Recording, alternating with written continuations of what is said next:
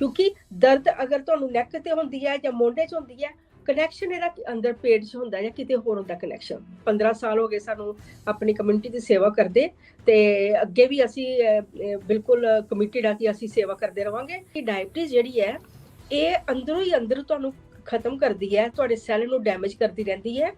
चाहे तुसीं दवाई खांदे हो, चाहे इंसुलिन दा इंजैक्शन लगांदे हो, इदां जेह्ड़ा पैरां च साड़ पैंदा है, शुगर जिन्नी ज्यादा होएगी इन्ना पैरां च साड़ ज्यादा पेगा कि स्विच किते होर है ते मेन बल्ब किते होर जगदा पिया। इक पैग विच शुगर 11 चम्मच शुगर दी हुंदी है इक पैग विच। ते सोचो जे तुसीं रोज दे रोज 1-2 पैग लैंदे पिओ ते किन्नी शुगर तुहाडे अंदर जांदी पई है। लेकिन जिन्हां नू एडिक्शन है, जेह्ड़े नहीं छड्ड सकदे, जिन्हां नू प्रॉब्लम है, ओह् डायबिटीज नाल भी सफर करदे पे ने, ओह्दे वास्ते असीं इक स्पैशल ट्रीटमेंट रखेआ है जिन्नू कहंदे एंटी अल्कोहल थेरेपी हुंदी है और ओह् जित्थे पेन हुंदी है उन्नू ही एड्रैस करदे ने। सो फॉर एग्जाम्पल जे तुहानू नैक पेन हुंदी पई जां शोल्डर पेन, उन्हां ने इत्थे ही उन्हां ने ट्रीटमेंट करना है। ओह् सोचदे इत्थे मसल डैमेज होए ने इत्थे करना है, पर जिस तरह मैं पैह्ले कीता कि अगर तुहानू दर्द इत्थे हुंदी है ते इहदा कनैक्शन किते होर है। सत श्री अकाल, पंजाबी रेडियो यूएसए वेख रहे हो तुसीं ते प्रोग्राम इस समय सेहत दे नाल संबंधित लैके हाजिर आ। तुसीं तस्वीर दे विच मेरे नाल देख ही चुके हो, जानी पछाणी शख्सियत डॉक्टर निशा डोगरा जी साडे नाल मौजूद ने, जिहड़े कि एडवांस जेनोमिक्स तो आउंदे ने। सब तो पहला मैम तुहाडा स्वागत है इस प्रोग्राम दे विच। थैंक यू गुरप्रीत जी, और प्रोग्राम देखण वालियां नू सुणन वालियां नू मेरी निੱਘੀ ਜਿਹੀ सत श्री अकाल, नमस्कार जी। जी, सो मैम सब तो पहला तो तुहानू वधाई है, तुसी 15 साल पूरे कर रहे हो एडवांस जेनोमिक्स दे ते उस तो बाद तुसी हुण एक बार मुड़ तो अमेरिका दे विच फ्री सैमीनार्स लैके आ रहे हो, हैल्थ सैमीनार। ओहदे लई भी उत्सुकता है लोकां दे विच, आपां ओहदे मुतलक भी गलबात करांगे। तो एक बार मुड़ तो तुहानू वधाई दिंदे आ। थैंक यू गुरप्रीत जी, और ये भी है सानू बहुत फखर हुंदा है कि अपनी पंजाबी कम्युनिटी ने इन्ना साथ दित्ता, इन्ना प्यार दित्ता, और जेह्ड़े बजुर्ग जेह्ड़े ठीक होंदे ने जां जेह्ड़े भी जेह्ड़ा आराम आंदा है ते ओह् ब्लैसिंग्स दिंदे ने ते ओहो ही अग्गे तक तुरदियां ने। 15 साल हो गए सानू अपनी कम्युनिटी दी सेवा करदे ते अग्गे भी असी बिल्कुल कमिटेड आ कि असी सेवा करदे रवांगे और अपनी कम्युनिटी दी जित्थे भी हेल्प होएगी जिस तरह दी भी असी जरूर करांगे। पर जी एह् वाला अक्तूबर म्हीना जेह्ड़ा है अदूं एह्दी एनिवर्सरी है ते असी जी सैलीब्रेट करदे पे आं। जी अक्तूबर 2008 च असी शुरू कीती सी ते हुण 15 जी साल हो गए ते एह् बहुत उपराला है जेह्ड़ा असी कैलिफोर्निया च स्पैशली आंदे पे आं इस वास्ते कि एह् जी म्हीना जेह्ड़ा अक्तूबर दा है ते असी अपनी कम्युनिटी दे नाल असी सैलीब्रेट करांगे ते दस्सांगे कि असी की सेवावां करदे आं, किद्दां करने आं, ते ओह् असी सांझा करना चाह्ने आं। जी, सो बहुत चंगी गल है। आपां अगे इहदे च विस्तारपूर्वक तरीके नाल भी तुहाडे तो जाणांगे कि सैमीनार किवें कित्थे अते की कुਝ उस दे विच खास होਊਗਾ ਸਾਰਿਆਂ ਦੇ ਲਈ। ਪਰ ਉਸ ਤੋਂ ਪਹਿਲਾਂ ਆਪਾਂ ਗੱਲ ਕੁਝ ਸਿਹਤ ਮੁਤਲਕ ਕਰ ਲਈਏ। ਕੁਝ ਸਵਾਲ ਨੇ ਜਿਹੜੇ ਤੁਹਾਡੇ ਕੋਲੋਂ ਪੁੱਛਣੇ ਨੇ। ਉਹਨਾਂ ਦੇ ਵਿੱਚ ਸਭ ਤੋਂ ਪਹਿਲਾ ਇਹ ਸਵਾਲ ਹੈ ਕਿ ਡਾਇਬੀਟਿਕ ਨਿਊਰੋਪੈਥੀ ਕੀ ਚੀਜ਼ ਹੁੰਦੀ ਹੈ? ਜਰਾ ਇਹਦੇ ਬਾਰੇ ਦੱਸਿਓ ਦਰਸ਼ਕਾਂ ਨੂੰ। हाँ जी, डायबिटीज़ न्यूरोपैथी की होंदी है भी जिसले तुहाड़ियां नर्व्स जेह्ड़ियां ने ओह् डैमेज होना शुरू हो जांदियां डायबिटीज़ दे कारण। क्योंकि बहुत सारे एह् हुंदा कि जिसले डायबिटीज़ होंदी है ते असीं इनू इन्ना सीरियसली नेईं लैंदे।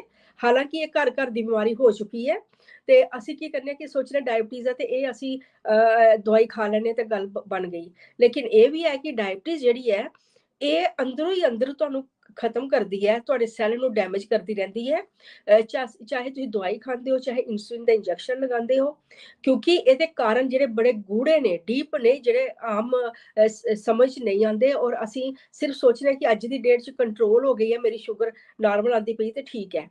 बट एह् भी है कि चाहे इंसुलिन तुहाडी बॉडी च ज्यादा हो जाए, इंसुलिन कम्म नहीं करदी है, इंसुलिन दे इंजैक्शन लगदे ने, plus on top of that जेह्ड़ी शुगर तुहाडे जिन्ने भी ब्लड वैसल विच घूमदी रैंह्दी है, ओह् सोज बनांदी है, जेह्दे नाल कि नर्व्स जेह्ड़ियां आहिस्ता-आहिस्ता साढ़ियां डैमेज होंदी रैंह्दियां ने अंदरों ही अंदर, ते ओह्दे नाल फिर इक बमारी बन जांदी है जिन्नू डायबिटिक न्यूरोपैथी कहंदे कि नर्व्स जेह्ड़ियां होर बमार हो गेइयां, खराब हो गेइयां ने।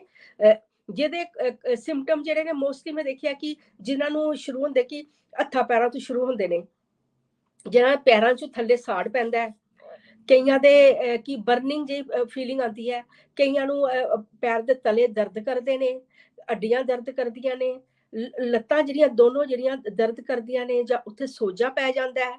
ਫਿਰ ਆਹਿਸਤਾ ਆਹਿਸਤਾ ਗੋਡਿਆਂ ਦੇ ਉੱਤੇ ਤੱਕ ਦਰਦ ਹੁੰਦੀ ਹੈ, ਥੱਲੋਂ ਸ਼ੁਰੂ ਹੋ ਕੇ ਆਹਿਸਤਾ ਆਹਿਸਤਾ ਉੱਪਰ ਨੂੰ ਆਉਂਦੀ ਜਾਂਦੀ ਦਰਦ, ਜਾਂ ਸੋਜਾ ਵੀ ਪੈਂਦਾ ਰਹਿੰਦਾ ਹੈ, ਨਾੜੀਆਂ ਨੀਲੀ ਨੀਲੀਆਂ ਪਰਪਲ ਕਲਰ ਦੀਆਂ ਦਿਸਦੀਆਂ ਨੇ, ਜਾਂ ਉਹਨੂੰ ਵੈਰੀਕੋਸ ਵੇਨਸ ਕਹਿੰਦੇ ਨੇ, ਉਹ ਵੀ ਬਣਨਾ ਸ਼ੁਰੂ ਹੋ ਜਾਂਦੀਆਂ। ਕਈਆਂ ਦੇ ਇੱਥੇ ਗੁੱਠ ਦੁਖਦੇ ਨੇ ਇੱਧਰ ਪਾਸੇ, ਕਹਿੰਦੇ ਕਿ ਗੁੱਠ ਜਿਹੜੇ ਨੇ ਸਾਡੇ ਕੰਮ ਨਹੀਂ ਕਰਦੇ, ਜਾਂ ਉਂਗਲਾਂ ਜਾਂ ਜਿਹੜੇ ਨੰਬ ਹੋ ਜਾਂਦੀਆਂ ਨੇ, ਜਾਂ ਟਿੰਗਲਿੰਗ ਫੀਲਿੰਗ ਆਉਂਦੀ ਹੈ। ਇਹ ਸਾਰੀਆਂ ਜਿਹੜੀਆਂ ਇਹ ਅਲਾਮਤਾਂ ਇਹ ਦੱਸਦੀਆਂ ਨੇ ਕਿ ਸਾਨੂੰ ਡਾਇਬਟਿਕ ਨਿਊਰੋਪੈਥੀ ਹੋ ਗਈ ਹੈ, ਜਾਂ ਨਰਵਸ ਜਿਹੜੀਆਂ ਇਹ ਹੁਣ ਅੰਦਰੋਂ ਡੈਮੇਜ ਹੁੰਦੀ ਪਈਆਂ ਨੇ। ਜੀ, ਸੋ ਜਦੋਂ ਇਹ ਪ੍ਰੋਬਲਮ ਹੋ ਜਾਂਦੀ ਹੈ ਉਸ ਤੋਂ ਬਾਅਦ ਇਹਦਾ ਹੱਲ ਵੀ ਜ਼ਰੂਰ ਹੋਊਗਾ, ਤੇ ਇਹਦਾ ਹੱਲ ਜਿਹੜਾ ਹੁੰਦਾ ਹੈ ਉਹ ਕੀ ਹੈ ਫਿਰ, ਜਦਾ ਉਹਦੇ ਤੇ ਵੀ ਚਾਨਣਾ ਪਾ ਦਿਓ, ਕਿਉਂਕਿ ਕਈ ਵਾਰੀ ਬਿਮਾਰੀ ਦੇ ਬਾਰੇ ਆਪਾਂ ਵਿਸਥਾਰ ਦੇ ਵਿੱਚ ਜਦੋਂ ਜਾਂਦੇ ਆ ਲੋਕ ਡਰ ਜਾਂਦੇ ਆ ਯਕਦਮ, ਪਰ ਉਹਦਾ ਹੱਲ ਜੇ ਨਾਲੋਂ ਨਾਲ ਦੱਸਾਂਗੇ ਆਪਾਂ ਲੋਕਾਂ ਨੂੰ ਡਰ ਚੋਂ ਵੀ ਕੱਢਣਾ ਹੈ ਨਾ, ਆਪਣਾ ਕੰਮ ਇਹ ਹੈ। ਬਿਲਕੁਲ, ਮੇਨ ਤੇ ਦੇਖੋ ਮੇਨ ਤੇ ਕੰਮ ਹੈ ਕਿ ਸੋਲੂਸ਼ਨ ਮਿਲਿਆ ਉਹਦਾ ਅਸੀਂ ਠੀਕ ਕਿੱਦਾਂ ਕਰਨੇ ਆ, ਕਿਉਂਕਿ ਮੇਨ ਹੈ ਕਿ ਦਰਦਾਂ ਤੇ ਹੈ ਨੇ, ਤਕਲੀਫਾਂ ਵੀ ਹੁੰਦੀਆਂ ਨੇ, ਚਾਹੇ ਨੈਕ ਸਟਿਫਨੈਸ ਹੈ, ਸਿਰ ਦਰਦ ਹੈ, ਬੈਕ ਪੇਨ ਹੈ, ਦਰਦਾਂ ਤੇ ਹੁੰਦੀਆਂ ਨੇ। ਔਰ ਸ਼ੂਗਰ ਵਾਲੇ ਨੂੰ ਜਿਸ ਤਰ੍ਹਾਂ ਕਿ ਜ਼ਿਆਦਾ ਹੁੰਦੀਆਂ ਨੇ, ਜਿੱਦਾਂ ਇਹ ਬਿਜਲੀ ਦੀ ਤਾਰਾਂ ਵਰਗੀ ਹੁੰਦੀਆਂ ਨੇ, ਜਿੱਦਾਂ ਮੈਂ ਦੱਸਣੀ ਕਿ ਬਿਜਲੀ ਤਾਰ ਜਿਹੜੀ ਹੁੰਦੀ ਹੈ ਉਹਦੇ ਤੇ ਪਲਾਸਟਿਕ ਦੀ ਕੋਟਿੰਗ ਹੁੰਦੀ ਹੈ, ਮੈਂ ਬੜੀ ਵਾਰੀ ਮੈਂਸ਼ਨ ਕੀਤਾ, ਪਰ ਜੇ ਅਗਰ ਇਹ ਕੋਟਿੰਗ ਨਿਕਲ ਜਾਏ ਤੇ ਉਹ ਕਰੰਟ ਲੱਗਦੀ ਹੈ ਸਾਨੂੰ। ਏਦਾਂ ਹੀ ਸਾਡੇ ਅੰਦਰ ਵੀ ਜਿਸਲੇ ਕੋਟਿੰਗ ਨਿਕਲਦੀ ਹੈ ਤੇ ਦਰਦ ਹੁੰਦੀ ਹੈ, ਤੇ ਇਹ ਕੋਟਿੰਗ ਕਿੱਦਾਂ ਘਟੇ ਕਿ ਕੋਟਿੰਗ ਖਰਾਬ ਹੀ ਨਾ ਹੋਏ, ਡੈਮੇਜ ਨਾ ਹੋਏ। ਤੇ ਸਭ ਤੋਂ ਪਹਿਲੇ ਇਹ ਹੈ ਕਿ ਟੈਸਟ ਕਰਾਣੇ ਬੜੇ ਇੰਪੋਰਟੈਂਟ ਹੁੰਦੇ ਨੇ, ਜਿਹੜੇ ਮੈਂ ਦੱਸਿਆ ਕਿ ਸਾਡੇ ਜਿਹੜੇ food allergy, food sensitivity test, ਜਾਂ ਜਿਹੜੇ ਜੀਨ ਟੈਸਟਿੰਗ ਬਹੁਤ ਪਪੂਲਰ ਹੈ, ਲੋਕੀ ਕਰਾਉਂਦੇ ਵੀ ਹੈ ਨੇ, ਤਾਂ ਕਿ ਪਤਾ ਲੱਗੇ ਅੰਦਰ ਕਿੱਥੇ ਦਰਦ ਹੁੰਦੀ ਪਈ ਹੈ, ਕਿੱਥੇ ਕਨੈਕਸ਼ਨ ਇਹਦਾ ਦਰਦਾਂ ਦਾ। ਕਿਉਂਕਿ ਦਰਦ ਅਗਰ ਤੁਹਾਨੂੰ ਨੈਕ ਤੇ ਹੁੰਦੀ ਹੈ ਜਾਂ ਮੋਢੇ 'ਚ ਹੁੰਦੀ ਹੈ, ਕਨੈਕਸ਼ਨ ਇਹਦਾ ਅੰਦਰ ਪੇਟ 'ਚ ਹੁੰਦਾ ਜਾਂ ਕਿਤੇ ਹੋਰ ਹੁੰਦਾ ਕਨੈਕਸ਼ਨ। ਏਦਾਂ ਜਿਹੜਾ ਪੈਰਾਂ 'ਚ ਸਾੜ ਪੈਂਦਾ, ਸ਼ੂਗਰ ਜਿੰਨੀ ਜ਼ਿਆਦਾ ਹੋਏਗੀ ਇੰਨਾ ਪੈਰਾਂ 'ਚ ਸਾੜ ਜ਼ਿਆਦਾ ਪਏਗਾ, ਕਿ ਸਵਿਚ ਕਿਤੇ ਹੋਰ ਹੈ ਤੇ ਮੇਨ ਬਲਬ ਕਿਤੇ ਹੋਰ ਜਗਦਾ ਪਿਆ। ਏਦਾਂ ਹੀ ਸਾਡੇ ਅੰਦਰ ਵੀ ਤਕਲੀਫ ਕਿਤੇ ਹੋਰ ਹੁੰਦੀ ਹੈ ਤੇ ਉਹਦਾ ਕਨੈਕਸ਼ਨ ਕਿਤੇ ਹੋਰ ਹੁੰਦਾ ਹੈ। ਤੇ ਮੇਨ ਹੈ ਕਿ ਕਨੈਕਸ਼ਨ ਪਤਾ ਕਰਨਾ। ਜਿਹੜੀ ਸਾਡੀ ਐਡਵਾਂਸ ਜੀਨੋਮਿਕਸ ਜਿਹੜੀ ਹੈ ਸਾਡੀ ਆਰਗੇਨਾਈਜੇਸ਼ਨ ਹੈ, ਮੇਨ ਉਹਦਾ ਕੰਮ ਹੈ ਬਿਮਾਰੀ ਦੀ ਜੜ ਪਤਾ ਕਰਨਾ ਕਿ ਤੁਹਾਨੂੰ ਤਕਲੀਫ ਜਿਹੜੀ ਹੁੰਦੀ ਪਈ ਹੈ ਇਹ ਕਿੱਥੇ ਹੁੰਦੀ ਪਈ ਹੈ। ਹੱਲ ਦੀ ਤੁਸੀਂ ਗੱਲ ਕੀਤੀ ਹੈ, ਸਭ ਤੋਂ ਪਹਿਲੇ ਜ਼ਰੂਰੀ ਹੈ ਕਿ ਆਪਣੀ ਸ਼ੂਗਰ ਜਿਹੜੀ ਹੈ ਉਹ ਘਟੇ ਤੁਹਾਡੇ ਅੰਦਰ ਬਾਡੀ 'ਚੋਂ। ਹੁਣ ਕਈ ਕਹਿੰਦੇ ਗੋਲੀ ਕਰਕੇ ਖਾਂਦੇ, ਗੋਲੀ ਜਾਂ ਜੋ ਇੰਜੈਕਸ਼ਨ ਲਾਦੇ ਟੈਂਪਰੇਰੀ ਸੋਲੂਸ਼ਨ ਹੈ। ਕੋਸ਼ਿਸ਼ ਕਰਨੀ ਹੈ ਕਿ ਇਹਨਾਂ ਦੀ ਨੌਬਤ ਨਾ ਆਏ, ਪਰਮਾਨੈਂਟਲੀ ਇਹਦਾ ਹੱਲ ਹੈ ਸਾਡੇ ਕੋਲ। ਸ਼ੂਗਰ ਦਾ ਪਰਮਾਨੈਂਟਲੀ ਹੱਲ ਹੈ ਕਿ ਸ਼ੂਗਰ ਜਿਹੜੀ ਤੁਹਾਡੀ ਅੰਦਰੋਂ ਖਤਮ ਹੋ ਜਾਏ, 100 ਕੋਲ ਦੇ ਨੇੜੇ ਤੇੜੇ ਜਾਂ 100 ਤੋਂ ਘੱਟ ਆਏ, ਉਹਨੂੰ ਅਸੀਂ ਨਾਰਮਲ ਕੰਸੀਡਰ ਕਰਨੇ ਆ ਕਿ ਇੱਥੇ ਤੱਕ ਤੁਹਾਡੀ ਸ਼ੂਗਰ ਆਏ, ਇਹਦੇ ਕੋਲ ਵੱਧ ਨਾ ਹੋਏ ਗੋਲੀ ਦੇ ਬਿਨਾ। ਅਗਰ ਗੋਲੀਆਂ ਖਾਂਦੇ ਹੋ ਤੇ ਉਹਦੇ ਵੀ ਸਾਈਡ ਇਫੈਕਟ ਹੁੰਦੇ ਜਾਂ ਹੋਰ ਪ੍ਰੋਬਲਮਸ ਹੁੰਦੀਆਂ ਨੇ, ਫਿਰ ਡੈਮੇਜ ਘਟੇਗਾ। ਦੂਜਾ, ਜਿਨ੍ਹਾਂ ਦਾ ਆਲਰੇਡੀ ਡੈਮੇਜ ਹੋ ਚੁੱਕਿਆ ਹੈ, ਪੈਰਾਂ ਨੂੰ ਸਾੜ ਪੈਂਦੀ ਹੈ ਜਾਂ ਲੱਤਾਂ 'ਚ ਦਰਦਾਂ ਹੁੰਦੀਆਂ ਨੇ, ਉਹਨਾਂ ਵਾਸਤੇ ਇਹ ਹੈ ਕਿ ਜਿਹੜੇ ਚੀਜ਼ਾਂ ਘਾਟ ਹੋਈ ਅੰਦਰ ਜਾਂ ਜਿਹਦੇ ਨਾਲ ਡੈਮੇਜ ਹੋਇਆ ਹੈ, ਉਹ ਅਸੀਂ ਟੈਸਟ ਕਰਕੇ ਪਤਾ ਕਰਨੇ ਆ। ਤੇ ਮੈਂ ਇਹ ਦੇਖਿਆ ਖਾਣੇ ਪੀਣੇ 'ਚ ਬਹੁਤ ਧਿਆਨ ਰੱਖਣਾ ਪੈਂਦਾ ਕਿ ਉਹ ਚੀਜ਼ਾਂ ਘੱਟ ਖਾਧੀ ਜਾਣ ਜਿਹਦੇ 'ਚ ਸ਼ੂਗਰ ਜ਼ਿਆਦਾ ਹੁੰਦੀ ਹੈ, ਸ਼ੂਗਰ ਵਾਲੀ ਚੀਜ਼ਾਂ ਘੱਟ ਖਾਧੀ ਜਾਣ। ਫਰੂਟ ਵਿੱਚ ਵੀ ਕਈ ਕਹਿੰਦੇ ਨੇ ਅਸੀਂ ਫਰੂਟ ਸਬਜ਼ੀਆਂ ਖਾਂਦੇ ਆ, ਕਈ ਮੈਂ ਫਰੂਟ ਵਿੱਚ ਵੀ ਦੇਖਿਆ ਜਿਹਦੇ 'ਚ ਸ਼ੂਗਰ ਜ਼ਿਆਦਾ ਹੁੰਦੀ ਹੈ। ਸਾਡੇ ਕੋਲ ਇੱਕ ਚਾਰਟ ਮਿਲਦਾ ਹੈ ਜਿਹਦੇ 'ਚ ਸਾਰਾ ਲਿਖਣ ਤੱਕ ਕਿ ਕਿਹੜੇ ਕਿਹੜੇ ਖਾਣੇ 'ਚ ਕਿੰਨੀ ਕਿੰਨੀ ਸ਼ੂਗਰ ਹੁੰਦੀ ਹੈ। ਉਹ ਚਾਰਟ ਤੁਸੀਂ ਲੈ ਵੀ ਸਕਦੇ ਹੋ ਜਾਂ ਫੋਨ ਕਰਕੇ ਵੀ ਲੈ ਸਕਦੇ ਹੋ। ਹਾਂ, ਸੈਮੀਨਾਰ ਵਿੱਚ ਅਸੀਂ ਇਹਦੀ ਜ਼ਿਆਦਾ ਜਾਣਕਾਰੀ ਦੇਣੀ ਹੈ, ਉੱਥੇ ਅਸੀਂ ਇਹ ਚਾਰਟ ਵੀ ਦੇਵਾਂਗੇ, ਉੱਥੇ ਫ੍ਰੀ ਸੈਂਪਲ ਵੀ ਦੇਵਾਂਗੇ, ਔਰ ਉੱਥੇ ਅਸੀਂ ਇਹ ਸਾਰੇ ਜਿਹੜੀਆਂ ਚੀਜ਼ਾਂ ਕਿਵੇਂ ਹੱਲ ਕਰਨੀਆਂ ਨੇ, ਕਿਉਂਕਿ ਇੰਨਾ ਟਾਈਮ ਨਹੀਂ ਹੁੰਦਾ। ਪਰ ਮੈਂ ਇਹ ਦੇਖਿਆ ਹੈ ਸਾਡੇ ਜਿਹੜੇ ਤੁਸੀਂ ਆਪਣਾ ਖਾਣਾ ਪੀਣਾ ਚੇਂਜ ਕਰ ਲੈਂਦੇ ਹੋ, ਆਪਣੀਆਂ ਆਦਤਾਂ ਚੇਂਜ ਕਰ ਲੈਂਦੇ ਹੋ, ਲਾਈਫ ਸਟਾਈਲ ਚੇਂਜ ਕਰਦੇ ਹੋ, ਤੇ ਕਾਫੀ ਹੱਦ ਤੱਕ ਇਹ ਜਿਹੜੀ ਹੈ ਸ਼ੂਗਰ ਵੀ ਖਤਮ ਹੁੰਦੀ ਹੈ ਤੇ ਦਰਦਾਂ ਜਿਹੜੀਆਂ ਹੁੰਦੀ ਪਈਆਂ ਜਾਂ ਪੈਰਾਂ ਨੂੰ ਸਾੜ ਪੈਂਦੀ ਇਹ ਵੀ ਘਟ ਜਾਂਦੇ ਨੇ। ਇਹ ਪ੍ਰੋਪਰ ਪ੍ਰੋਸੀਜਰ ਹੁੰਦਾ ਹੈ, ਪਰ ਇਹ ਪੱਕਾ ਹੈ ਕਿ ਸ਼ਰਤੀ ਹੈ ਕਿ ਇਹ ਜਿਹੜੀਆਂ ਬਿਮਾਰੀਆਂ, ਦਰਦਾਂ, ਤਕਲੀਫਾਂ ਇਹ ਘਟ ਜਾਂਦੀਆਂ ਨੇ। ਜੀ, ਸੋ ਅਗਲੇ ਸਵਾਲਾਂ ਦੇ ਵੱਲ ਜਾਣ ਤੋਂ ਪਹਿਲਾਂ ਹੁਣ ਤੁਹਾਡਾ ਜਿਹੜਾ ਫ੍ਰੀ ਹੈਲਥ ਸੈਮੀਨਾਰ ਆ ਰਿਹਾ ਹੈ ਉਹਦੇ ਮੁਤਲਕ ਇੱਕ ਸਵਾਲ ਹੈ ਮੇਰਾ ਕਿ ਇਹ ਜਿਹੜਾ ਸੈਮੀਨਾਰ ਹੈ ਕਿਹੜੇ-ਕਿਹੜੇ ਸ਼ਹਿਰਾਂ ਦੇ ਵਿੱਚ ਹੋ ਰਿਹਾ ਹੈ ਤੇ ਲੋਕੇਸ਼ਨ ਕੀ ਹੈ ਜਿੱਥੇ ਲੋਕਾਂ ਨੇ ਆਉਣਾ ਹੈ। ਵੈਸੇ ਆਪਾਂ ਬ੍ਰੋਸ਼ਰ ਵੀ ਨਾਲੋਂ ਨਾਲ ਦਿਖਾ ਦਿਆਂਗੇ, ਪਰ ਤੁਸੀਂ ਆਪਣੀ ਜ਼ੁਬਾਨੀ ਜਰਾ ਜ਼ਰੂਰ ਦੱਸ ਦਿਓ।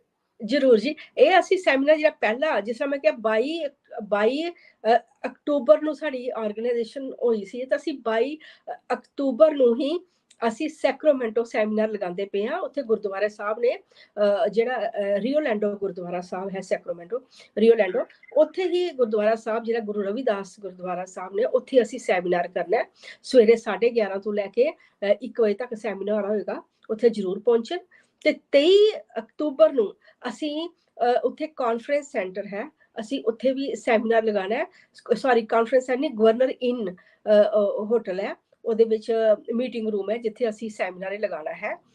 ਜਿਹੜਾ ਅਸੀਂ 21 ਤਰੀਕ ਆਉਂਦਾ ਸ਼ਨੀਵਾਰ 21 ਅਕਤੂਬਰ ਨੂੰ, ਉਹ ਅਸੀਂ ਫ੍ਰਿਸਨੋ ਚ ਸੈਮੀਨਾਰ ਲਗਾਉਣਾ ਹੈ। ਸ਼ਾਮ ਨੂੰ 4 ਵਜੇ ਕੋਲ ਲੈ ਕੇ 6 ਵਜੇ ਤੱਕ ਸੈਮੀਨਾਰ ਹੋਏਗਾ। ਉੱਥੇ ਤੁਸੀਂ ਉਹ ਪਹੁੰਚ ਸਕਦੇ ਹੋ।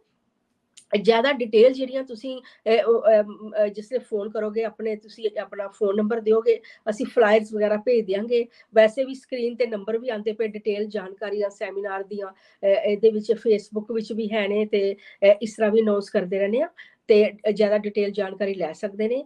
ਪਰ ਮੈਂ ਇਹ ਕਹਾਂਗੀ ਅਕਤੂਬਰ 21 ਨੂੰ ਫ੍ਰਿਜ਼ਨੋ ਸੈਮੀਨਾਰ ਹੁੰਦਾ ਪਿਆ ਹੈ, ਔਰ ਜਿਹੜਾ 22 ਤਰੀਕ ਰਿਓਲੈਂਡੋ ਸੈਮੀਨਾਰ ਹੁੰਦਾ ਪਿਆ, ਔਰ 23 ਤਰੀਕ ਨੂੰ ਮੇਨ ਸੈਕਰਾਮੈਂਟੋ ਸੈਮੀਨਾਰ ਹੁੰਦਾ ਪਿਆ ਹੈ। ਡਿਟੇਲਸ ਲੈ ਸਕਦੇ ਨੇ, ਪਰ ਇਹ ਹੈ ਕਿ ਰਜਿਸਟ੍ਰੇਸ਼ਨ ਕਰਾ ਲੈਣ, ਕਿਉਂਕਿ ਸੀਟਾਂ ਬੜੀਆਂ ਲਿਮਟਿਡ ਰੱਖੀ ਦੀਆਂ ਨੇ। ਕਿਉਂਕਿ ਅਸੀਂ ਕਹਿ ਚਾਹੁੰਦੇ ਜਿਹੜੇ ਆਉਣ, ਉਹਨਾਂ ਨੂੰ ਵਧੀਆ ਕੋਲ ਵਧੀਆ ਉਹਨਾਂ ਨੂੰ ਰਿਜ਼ਲਟ ਮਿਲਣ, ਔਰ ਉਹਨਾਂ ਦੀ ਪ੍ਰੋਬਲਮ ਉੱਥੇ ਸਾਲਵ ਹੋ ਜਾਣ। ਚੈੱਕਅਪ ਵੀ ਕਰਨੇ ਨੇ ਉੱਥੇ, ਅਸੀਂ ਫ੍ਰੀ ਚੈੱਕਅਪ ਨੇ। ਸੈਮੀਨਾਰ ਬਿਲਕੁਲ ਫ੍ਰੀ ਹੈ, ਔਰ ਉੱਥੇ ਆ ਕੇ ਇਹ ਡਿਟੇਲ ਲੈ ਸਕਦੇ ਨੇ। ਫੋਨ ਨੰਬਰ ਜਿਹੜਾ ਹੈ ਇਹ ਹੈ 4196990626 419 699 0626 ਤੇ ਕਾਲ ਕਰਕੇ ਆਪਣੀ ਰਜਿਸਟ੍ਰੇਸ਼ਨ ਕਰਾ ਲੈਣ ਕਿ ਅਸੀਂ ਸੈਮੀਨਾਰ ਵਿੱਚ ਆਣਾ ਹੈ, ਔਰ ਇੰਨੇ ਮੈਂਬਰ ਆਉਂਦੇ ਪਏ ਨੇ, ਜਾਂ ਇਹ ਸਾਡੀਆਂ ਪ੍ਰੋਬਲਮਸ ਨੇ, ਇੱਥੇ ਤੇ ਸਾਨੂੰ ਦਰਦਾਂ ਹੁੰਦੀਆਂ ਨੇ, ਇਹ ਤਕਲੀਫਾਂ ਨੇ, ਉਹ ਦੱਸ ਦੇਣ, ਤਾਂ ਕਿ ਉੱਥੇ ਅਸੀਂ ਉਹਨਾਂ ਦਾ ਕਿੱਦਾਂ ਇਲਾਜ ਕਰਨਾ ਹੈ, ਕੀ ਟ੍ਰੀਟਮੈਂਟ ਕਰਨਾ, ਉੱਥੇ ਉਹਨਾਂ ਨੂੰ ਸਾਰਾ ਅਸੀਂ ਡਿਸਕਸ ਕਰਾਂਗੇ ਜੀ। ਸੋ ਬੜੀ ਚੰਗੀ ਗੱਲ ਹੈ, ਤੁਸੀਂ ਆਪਣੇ ਜਿਹੜੇ 15 ਸਾਲ ਪੂਰਾ ਕਰ ਰਹੇ ਹੋ ਤੇ ਉਸ ਦੀ ਖੁਸ਼ੀ ਦੇ ਵਿੱਚ ਤੁਸੀਂ ਫ੍ਰੀ ਹੈਲਥ ਸੈਮੀਨਾਰ, ਵੈਸੇ ਤਾਂ ਸੈਮੀਨਾਰ ਪਹਿਲਾਂ ਵੀ ਲਗਾਉਂਦੇ ਹੋ, ਪਰ ਤੁਸੀਂ ਆਪਣੀ ਖੁਸ਼ੀ ਸਾਂਝੀ ਕਰਨ ਦੇ ਲਈ ਇੱਕ ਵਾਰ ਮੁੜ ਤੋਂ ਅਮਰੀਕਾ ਦੇ ਵਿੱਚ ਇਹ ਸੈਮੀਨਾਰ ਲੈ ਕੇ ਆ ਰਹੇ ਹੋ। ਸੋ ਨੰਬਰ ਅਤੇ ਪੂਰਾ ਫਲਾਇਰ ਉੱਪਰ ਚੱਲ ਰਿਹਾ ਹੈ, ਜਿਸ ਤੋਂ ਤੁਸੀਂ ਦੇਖ ਸਕਦੇ ਹੋ। ਤੇ ਅੱਗੇ ਹੁਣ ਵਧਦੇ ਹਾਂ ਆਪਾਂ। ਇੱਕ ਮੇਰਾ ਸਵਾਲ ਸੀ ਇਸ ਦੇ ਵਿੱਚ, ਜਿਹੜੀ ਤੁਸੀਂ ਗੱਲ ਕਰ ਰਹੇ ਸੀ ਆਪਾਂ ਡਾਇਬਟੀਜ਼ ਦੀ। ਡਾਇਬਟੀਜ਼ ਦੇ ਵਿੱਚ ਜੇਕਰ ਕੋਈ ਵਿਅਕਤੀ ਡਰੱਗੀ ਹੈ ਜਾਂ ਲਾ ਲਓ ਐਲਕੋਹਲ ਲੈਂਦਾ, ਤਾਂ ਉਸ ਦੇ ਲਈ ਫਿਰ ਡਾਇਬਟੀਜ਼ ਨਾਲ ਡੀਲ ਕਰਨਾ ਵੱਖ ਕਿੱਦਾਂ ਹੋ ਜਾਂਦਾ, ਜਾਂ ਫਿਰ ਉਹਨੂੰ ਉਦਾਂ ਹੀ ਡੀਲ ਕੀਤਾ ਜਾਂਦਾ ਜਿੱਦਾਂ ਨਾਰਮਲ ਪੇਸ਼ੈਂਟ ਨੂੰ ਡੀਲ ਕਰਦੇ ਹੋ? ਅਰੇ ਇਸ ਤਰ੍ਹਾਂ ਹੈ ਕਿ ਜਿਸ ਤਰ੍ਹਾਂ ਅਗਰ ਕਿਸੇ ਨੂੰ ਅਲਕੋਹਲ ਦੀ ਐਡਿਕਸ਼ਨ ਹੋ ਗਈ ਹੈ, ਜਾਂ ਲੈਂਦੇ ਵੀ ਹੈ ਨੇ, ਉਹਨਾਂ ਦਾ ਇਹ ਹੁੰਦਾ ਕਿ ਸ਼ੂਗਰ ਰੋਜ਼ ਦੀ ਰੋਜ਼ ਲੈਂਦੇ ਪਏ ਨੇ। ਕੁਛ ਤੇ ਹੁੰਦੇ ਨੇ ਕੀ ਕਹਿੰਦੇ ਅਸੀਂ ਪਹਿਲੇ ਤਾਂ ਬਹੁਤ ਲੈਂਦੇ ਸੀ, ਤੇ ਉਹਦੇ ਬਾਅਦ ਫਿਰ ਅਸੀਂ ਘਟਾ ਦਿੱਤੀ ਜਾਂ ਬੰਦ ਕਰ ਦਿੱਤੀ। ਉਹਨਾਂ ਦਾ ਫਿਰ ਵੀ ਚਾਂਸਿਸ ਹੁੰਦੇ ਨੇ, ਕਿਉਂਕਿ ਕਲੀਨਿੰਗ ਵਗੈਰਾ ਕਰਕੇ ਠੀਕ ਹੋ ਜਾਂਦਾ ਹੈ। ਕਿਉਂਕਿ ਅਲਕੋਹਲ ਦਾ ਇਫੈਕਟ ਸਿੱਧਾ ਲੀਵਰ ਤੇ ਪੈਂਦਾ ਹੈ, ਲੀਵਰ ਡੈਮੇਜ ਹੋ ਜਾਂਦਾ, ਲੀਵਰ ਸਿਰੋਸਿਸ ਹੋ ਜਾਂਦੀ ਆ। ਉਹ ਡਿਪੈਂਡ ਕਰਦਾ ਲੀਵਰ 'ਚ ਕਿੰਨਾ ਡੈਮੇਜ ਹੋਇਆ, ਕਿਉਂਕਿ ਪੈਨਕ੍ਰੀਆਸ ਤੇ ਜਿਹੜਾ ਲੀਵਰ ਹੈ ਦੋਨੋਂ ਆਲਰੇਡੀ ਕਨੈਕਟਡ ਨੇ, ਇਕੱਠੇ ਨੇ। ਤੇ ਅਗਰ ਲੀਵਰ 'ਚ ਡੈਮੇਜ ਹੋਇਆ ਤਾਂ ਨੈਚੁਰਲੀ ਪੈਨਕ੍ਰੀਆਸ 'ਚ ਵੀ ਹੋ ਜਾਂਦਾ ਹੈ। ਔਰ ਮੈਂ ਬੜੀ ਵਾਰੀ ਗੱਲ ਕੀਤੀ ਹੈ ਕਿ ਅਗਰ ਤੁਸੀਂ ਇੱਕ ਪੈਗ ਵੀ ਲੈਂਦੇ ਹੋ, ਇੱਕ ਪੈਗ ਵਿੱਚ ਸ਼ੂਗਰ 11 ਚਮਚ ਸ਼ੂਗਰ ਦੀ ਹੁੰਦੀ ਹੈ ਇੱਕ ਪੈਗ ਵਿੱਚ। ਤੇ ਸੋਚੋ ਜੇ ਤੁਸੀਂ ਰੋਜ਼ ਦੀ ਰੋਜ਼ 1-2 ਪੈਗ ਲੈਂਦੇ ਪਏ ਹੋ ਤੇ ਕਿੰਨੀ ਸ਼ੂਗਰ ਤੁਹਾਡੇ ਅੰਦਰ ਜਾਂਦੀ ਪਈ ਹੈ। ਉੱਥੋਂ ਹੁੰਦਾ ਕਿ ਡਾਇਬਟੀਜ਼ ਵਾਸਤੇ ਸ਼ੂਗਰ ਨੂੰ ਕੰਟਰੋਲ ਕਰਨਾ ਜ਼ਰੂਰੀ ਹੈ, ਲੇਕਿਨ ਇਹਦੇ ਵਿੱਚ ਹੁੰਦਾ ਕਿ ਤੁਸੀਂ ਸ਼ੂਗਰ ਲੈਂਦੇ ਹੀ ਪਏ ਹੋ। ਲੇਕਿਨ ਜਿਨ੍ਹਾਂ ਨੂੰ ਐਡਿਕਸ਼ਨ ਹੈ, ਜਿਹੜੇ ਨਹੀਂ ਛੱਡ ਸਕਦੇ, ਜਿਨ੍ਹਾਂ ਨੂੰ ਪ੍ਰੋਬਲਮ ਹੈ, ਉਹ ਡਾਇਬਟੀਜ਼ ਨਾਲ ਵੀ ਸਫਰ ਕਰਦੇ ਪਏ ਨੇ, ਉਹਦੇ ਵਾਸਤੇ ਅਸੀਂ ਇੱਕ ਸਪੈਸ਼ਲ ਟ੍ਰੀਟਮੈਂਟ ਰੱਖਿਆ ਜਿਹਨੂੰ ਕਹਿੰਦੇ ਐਂਟੀ ਅਲਕੋਹਲ ਥੈਰੇਪੀ ਹੁੰਦੀ ਹੈ। ਕਿ ਜਿਹੜੀ ਤੁਸੀਂ ਅਲਕੋਹਲ ਲੈ ਵੀ ਲੋਗੇ ਕਦੀ ਕਦੀ, ਤੇ ਉਹਦਾ ਤੁਹਾਡੇ ਲੀਵਰ 'ਚ ਡੈਮੇਜ ਨਾ ਹੋਏ, ਤਾਂ ਕਿ ਤੁਹਾਡੀ ਡਾਇਬਟੀਜ਼ ਦਾ ਟ੍ਰੀਟਮੈਂਟ ਜਿਹੜਾ ਉਹ ਨਾਰਮਲ ਲੋਕਾਂ ਵਰਗੇ ਸ਼ੁਰੂ ਹੋ ਜਾਏ। ਔਰ ਜਿਹੜਾ ਇਹ ਤੁਸੀਂ ਲੈਂਦੇ ਪਏ ਰੋਜ਼ ਰੋਜ਼, ਇਹਦਾ ਇਫੈਕਟ ਲੀਵਰ ਤੇ ਨਾ ਪੋ।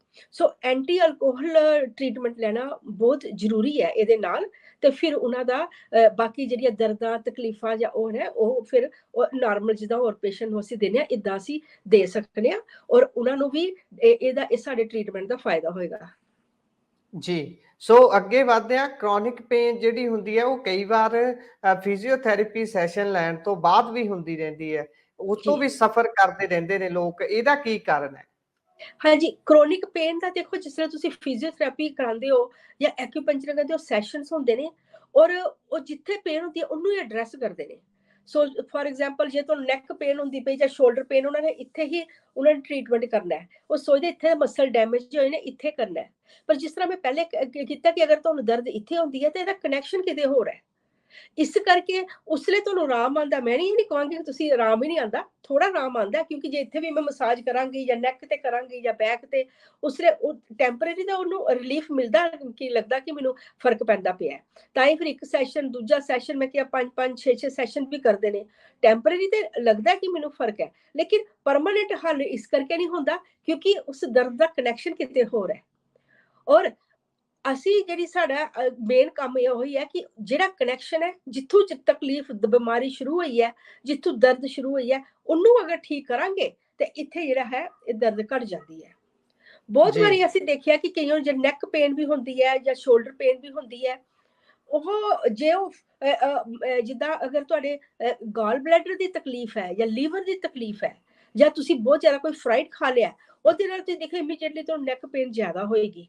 ਸੋ ਅਗਰ ਅਸੀਂ ਖਾਣੇ ਤੇ ਵੀ ਕੰਟਰੋਲ ਕਰਾਂਗੇ, ਆਪਣੇ ਡੀਟੌਕਸ ਵੀ ਕਰਾਂਗੇ, ਤੇ ਨਾਲ ਹੀ ਨਾਲ ਜਿੱਥੇ ਇਹਦਾ ਇੱਥੇ ਦਰਦ ਹੁੰਦੀ ਹੈ ਇਹਨੂੰ ਵੀ ਐਡਰੈਸ ਕਰਾਂਗੇ, ਤੇ ਇਹ 3-4 ਚੀਜ਼ਾਂ ਇਕੱਠੀਆਂ ਕੰਬੋ ਚ ਕਰਾਂਗੇ ਤੇ ਦਰਦ ਜਿਹੜੀ ਆ ਪਰਮਾਨੈਂਟਲੀ ਨਿਕਲ ਜਾਂਦੀ ਹੈ। ਜੀ, ਸੋ ਅੱਗੇ ਵਧੀਏ ਤੇ ਬਰਨਿੰਗ ਫੀਟਸ ਦੀ, ਪੈਰ ਜਲਣ ਦੀ ਬਹੁਤ ਸਮੱਸਿਆ ਰਹਿੰਦੀ ਹੈ। ਜਿਹੜੇ ਖਾਸ ਤੌਰ ਤੇ ਡਾਇਬਟੀਜ਼ ਦੇ ਮਰੀਜ਼ ਹੁੰਦੇ ਨੇ, ਉਹ ਤਾਂ ਕਹਿੰਦੇ ਨੇ ਕਿ ਪੈਰਾਂ ਦੇ ਵਿੱਚ ਇੱਕ ਅਲੱਗ ਹੀ ਕਿਸਮ ਦੀ ਅੱਗ ਜਿਹੀ ਮਹਿਸੂਸ ਹੋ ਰਹੀ ਹੈ, ਪੈਰ ਜਲ ਰਹੇ ਨੇ। ਉਹ ਕੀ ਹੁੰਦਾ? ਹਾਂਜੀ, ਉਹ ਇਸ ਤਰ੍ਹਾਂ ਹੁੰਦਾ ਕਿ ਸਾਡਾ ਇਹਨਾਂ ਨੂੰ ਡੈਡ ਐਂਡਸ ਕਹਿੰਦੇ, ਹੱਥਾਂ ਨੂੰ, ਪੈਰਾਂ ਨੂੰ, ਤੇ ਇਹ ਜਿਹੜੇ ਹੁੰਦੇ ਬ੍ਰੇਨ ਦੇ ਨਰਵਸ ਜਿਹੜੀ ਹੁੰਦੀਆਂ, ਤੇ ਇਹ ਜਿਹੜੇ ਪੈਰੀਫਰਲ ਆਰਗਨਸ ਹੁੰਦੇ ਹੱਥ ਤੇ ਪੈਰ ਮੇਨ, ਇਹਨਾਂ ਵਿੱਚ ਸ਼ੁਰੂ ਹੀ ਹੁੰਦੀਆਂ ਕਿ ਜਿਸ ਤਰ੍ਹਾਂ ਮੈਂ ਗੱਲ ਕੀਤੀ ਕਿ ਮਾਈਲਿਨ ਸ਼ੀਥ ਕਹਿੰਦੇ ਨੇ, ਜਿੱਥੇ ਨਰਵਸ ਦੀ ਕੋਟਿੰਗ ਹੁੰਦੀ ਹੈ, ਜਿਹੜੀ ਅਸੀਂ ਫੈਟ ਦੀ ਕੋਟਿੰਗ ਬਣੀ ਹੁੰਦੀ ਹੈ, ਉਹਨੂੰ ਮਾਈਲਿਨ ਸ਼ੀਥ ਕਹਿੰਦੇ। ਉਹ ਜਿਹੜੀ ਸ਼ੁਰੂਆਤ ਵਿੱਚ ਹੀ ਜਿਸਲੇ ਘਸਣਾ ਸ਼ੁਰੂ ਹੋ ਜਾਂਦੀ ਹੈ, ਘਟਣਾ ਸ਼ੁਰੂ ਹੋ ਜਾਂਦੀ ਹੈ, ਤੇ ਸਾਨੂੰ ਸਾੜ ਜਿਹਾ ਪੈਂਦਾ ਹੈ। ਆਹਿਸਤਾ ਆਹਿਸਤਾ ਫਿਰ ਪਹਿਲੇ ਮੱਚਦਾ, ਹੱਥ ਪੈਰ ਮੱਚਦੇ ਨੇ, ਕਈ ਕਹਿੰਦੇ ਸਾਨੂੰ ਮੱਚਦੇ ਨੇ, ਇਹਦਾ ਮਤਲਬ ਸ਼ੁਰੂਆਤ ਹੀ ਹੈ। ਫਿਰ ਹੁੰਦਾ ਕਿ ਜਿਸਲੇ ਪੈਰ ਥੱਲੇ ਰੱਖਣੇ ਆ, ਥੱਲੇ ਜਿੱਥੇ ਵੀ ਰੱਖਣੇ ਆ, ਤੇ ਉੱਥੇ ਦਰਦ ਹੁੰਦੀ ਹੈ ਕਿਉਂਕਿ ਸੋਲ ਜਗ੍ਹਾ ਹੋ ਜਾਂਦੀ ਹੈ। ਫਿਰ ਕਈ ਕਹਿੰਦੇ ਕਿ ਇਸ ਤਰ੍ਹਾਂ ਹੁੰਦਾ ਕਿ ਜਿੱਦਾਂ ਸਾੜ ਪੈਂਦਾ ਰਹਿੰਦਾ, ਪੈਂਦਾ ਰਹਿੰਦਾ। ਕਈਆਂ ਨੂੰ ਜਿਸਲੇ ਉਹਨਾਂ ਨੇ ਖਾਣਾ ਪੀਣਾ ਖਾਦਾ ਹੁੰਦਾ ਜਾਂ ਜਿਸਲੇ ਉਹਨਾਂ ਸ਼ੂਗਰ ਜ਼ਿਆਦਾ ਕੋਈ ਲੈ ਲੈਣ, ਤੇ ਉਸ ਲਈ ਜ਼ਿਆਦਾ ਹੀ ਸਾੜ ਪੈਂਦਾ ਹੈ। ਔਰ ਇਹ ਵੀ ਦੇਖਿਆ ਕਿ ਉਹਨੂੰ ਰਾਤ ਨੂੰ ਸੌਂਦੇ ਹੋ ਕਿ ਜ਼ਿਆਦਾ ਤਕਲੀਫ ਹੁੰਦੀ ਹੈ, ਦਰਦ ਜ਼ਿਆਦਾ ਹੁੰਦੀ ਹੈ। ਫਿਰ ਡਾਕਟਰ ਉਹਨਾਂ ਕਹਿੰਦੇ ਕਿ ਲੱਤਾਂ ਜਿਹੜੀਆਂ ਪਿੱਲੋ ਥੱਲੇ ਰੱਖ ਕੇ ਜਾਂ ਸਿਰ ਕੋਲ ਉੱਪਰ ਲੱਤਾਂ ਰੱਖ ਕੇ ਸੋਵੋਗੇ ਤਾਂ ਹੀ ਆਰਾਮ ਆਏਗਾ, ਕਿਉਂਕਿ ਉਹ ਬਲੱਡ ਸਰਕੂਲੇਸ਼ਨ ਜਿਹੜੀ ਆ ਉਹ ਨਾਰਮਲ ਹੋ ਜਾਂਦੀ ਹੈ, ਉੱਥੇ ਸਾਰੇ ਟੌਕਸਿਨ ਜਮਾ ਹੋ ਜਾਂਦੇ ਨੇ।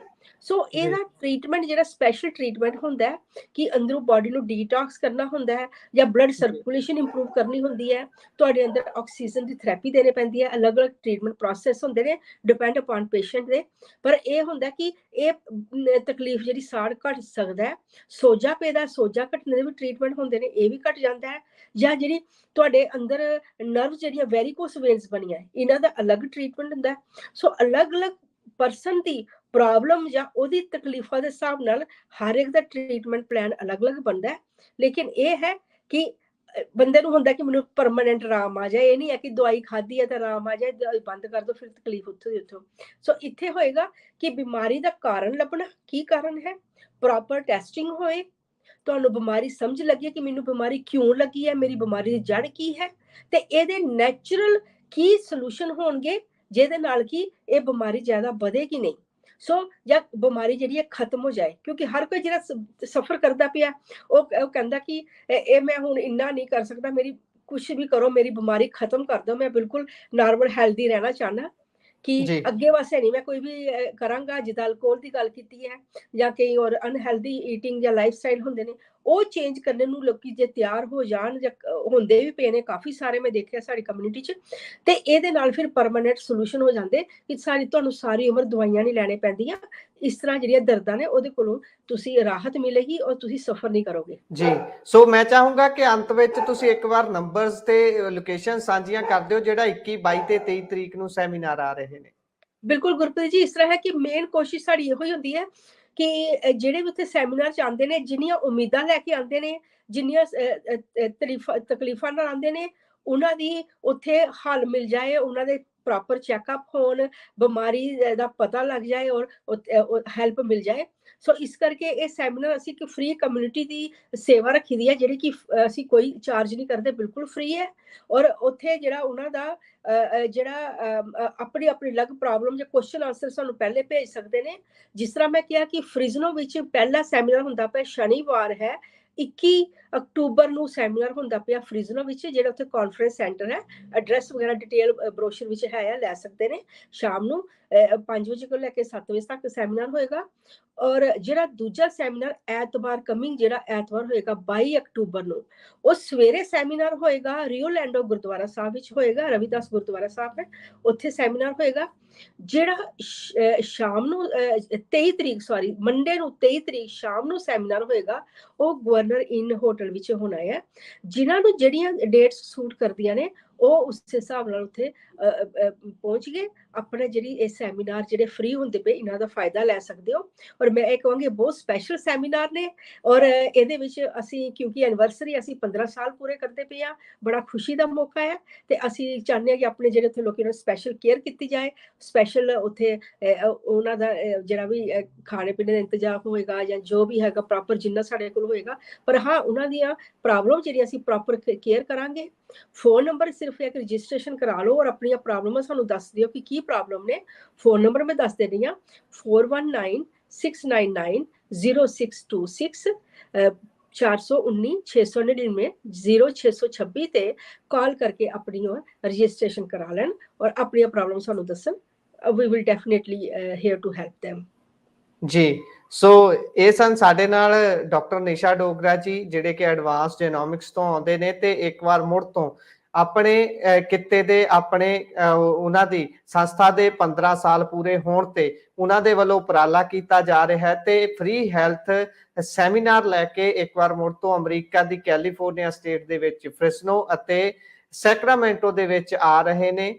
ਉਹਨਾਂ ਨੇ ਖਾਸ ਤੌਰ ਤੇ ਉਪਰਾਲਾ 15 ਸਾਲ ਪੂਰੇ ਕਰਨ ਤੇ ਕੀਤਾ ਤੇ ਆਪਣੇ ਲੋਕਾਂ ਦੇ ਨਾਲ ਮਿਲ ਕੇ ਉਹਨਾਂ ਦੀ ਕੇਅਰ ਕਰਨ ਅਤੇ ਆਪਣੇ ਇਸ ਕਾਰੋਬਾਰ ਦੇ ਇਸ ਸੰਸਥਾ ਦੇ 15 ਸਾਲ ਮਨਾਉਣ ਦੀ ਉਹਨਾਂ ਨੇ ਇਹ ਰੱਖੀ ਹੈ ਜਿਹੜੀ ਯੋਜਨਾ, ਉਸ ਦੇ ਵਿੱਚ ਤੁਸੀਂ ਵੀ ਹਿੱਸਾ ਬਣ ਸਕਦੇ ਹੋ। ਸਭ ਤੋਂ ਪਹਿਲਾਂ ਇਸ ਲਈ ਕੰਮ ਇਹ ਹੈ ਕਿ ਤੁਸੀਂ ਹੁਣੇ ਹੀ ਰਜਿਸਟ੍ਰੇਸ਼ਨ ਕਰਵਾ ਸਕਦੇ ਹੋ। ਨੰਬਰ ਮੈਮ ਨੇ ਬੋਲਿਆ ਉੱਪਰ ਚੱਲ ਵੀ ਰਹੇ ਨੇ, ਤੁਸੀਂ ਇਹਨਾਂ ਤੇ ਸੰਪਰਕ ਕਰਕੇ ਆਪਣੀ ਰਜਿਸਟ੍ਰੇਸ਼ਨ ਕਰਵਾ ਸਕਦੇ ਹੋ ਤੇ ਆਪਣੀ ਜਿਹੜੀ ਸਮੱਸਿਆ ਹੈ ਉਸ ਦਾ ਹੱਲ ਮੈਮ ਦੇ ਨਾਲ ਮਿਲ ਕੇ ਤੁਸੀਂ ਇਹਨਾਂ ਦੇ ਕੋਲੋਂ ਹਾਸਲ ਕਰ ਸਕਦੇ ਹੋ। ਸੋ ਮੈਮ, ਤੁਸੀਂ ਸਾਡੇ ਨਾਲ ਜੁੜੇ, ਬਹੁਤ ਸਾਰੀਆਂ ਜਿਹੜੀਆਂ ਅਣਛੂਹੀਆਂ ਗੱਲਾਂ ਸੀ ਉਹਨਾਂ ਤੇ ਤੁਸੀਂ ਚਾਨਣਾ ਪਾਇਆ। ਤੁਹਾਡਾ ਬਹੁਤ ਬਹੁਤ ਧੰਨਵਾਦ। ਸਤਿ ਸ਼੍ਰੀ ਅਕਾਲ।